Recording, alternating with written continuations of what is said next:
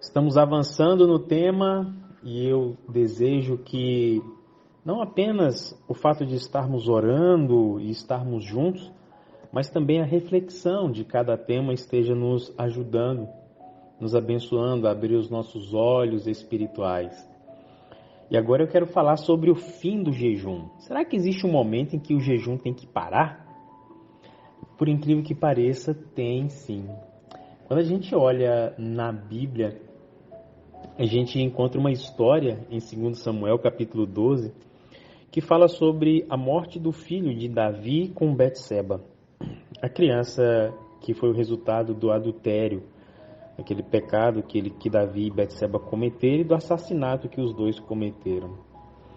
E aí então a criança nasceu enferma e enquanto ela estava enferma, Davi ele estava jejuando e orando incessantemente, pedindo a Deus que de alguma maneira o Senhor restaurasse a saúde do seu filho.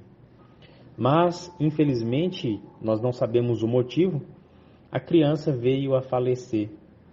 E logo depois que trouxeram a notícia ao rei Davi, ele toma um banho, troca de roupa e vai se alimentar de forma saudável diante do templo, e os seus soldados ficam impressionados, né, os seus servos. E ele então dá essa resposta que nós encontramos no verso 23 do capítulo 12 de 2 Samuel. A criança está morta, por que eu então devo continuar jejuando? Poderei trazê-lo de volta? Eu irei até ele, mas ele não voltará a mim. Existe um momento em que nós precisamos parar de jejuar. E quando é esse momento? Quando Deus já deu a resposta pelo motivo do qual nós estamos jejuando. Muitas vezes nós somos tão teimosos e falta tanto discernimento que nós queremos mudar a vontade de Deus. Ou às vezes pensamos que é o muito jejuar que vai fazer com que o Senhor responda de acordo com a nossa vontade. Nesse versículo, Davi ele expressa a profunda tristeza diante da morte do seu filho. E ele sabia que era consequência do seu pecado. Então, ele, diante disso, não fica ali tentando barganhar com Deus, tentando fazer com que o seu filho fosse ressuscitado. Ele simplesmente, e não que tenha sido simples, né, mas ele nos mostra uma atitude que muitas vezes nós precisamos ter diante de algumas situações. Neste versículo, Davi ele reconhece a importância do jejum e de outros atos religiosos, né? Só que, ao mesmo tempo que ele reconhece essas práticas, ele revela também a impotência dessas coisas para trazer o seu filho de volta à vida. Ele aceita a vontade de Deus que prevaleceu e que agora o seu filho não voltaria. No entanto, ele fala com uma esperança, né? Ele fala com uma esperança na eternidade, quem sabe de um reencontro.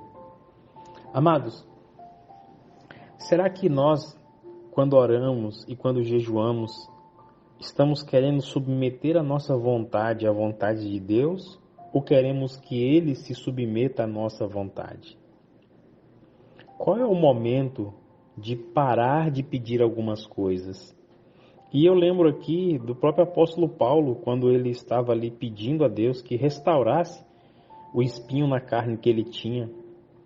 E o Senhor chega para ele, coloca a mão no ombro e fala assim: amigo, pode parar de pedir isso. Eu não vou atender essa oração, porque o meu poder vai se aperfeiçoar na sua fraqueza. Você e eu, será que já temos esse discernimento de saber qual é o momento de parar de ficar orando por determinadas coisas? Ou a gente vai continuar por tanto tempo pressionando a Deus para que Ele nos atenda?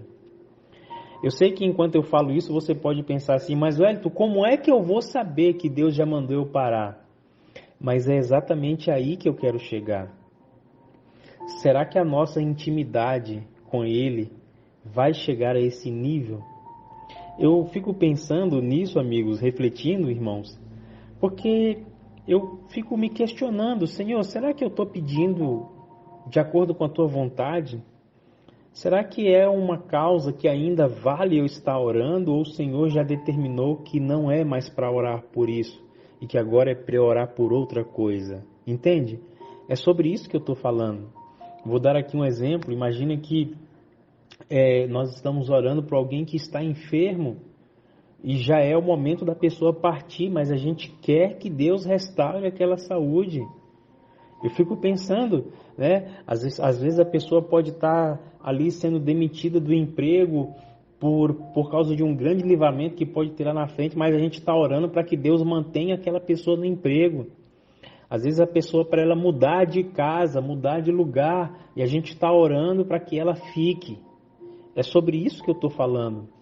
O fim, a hora de parar.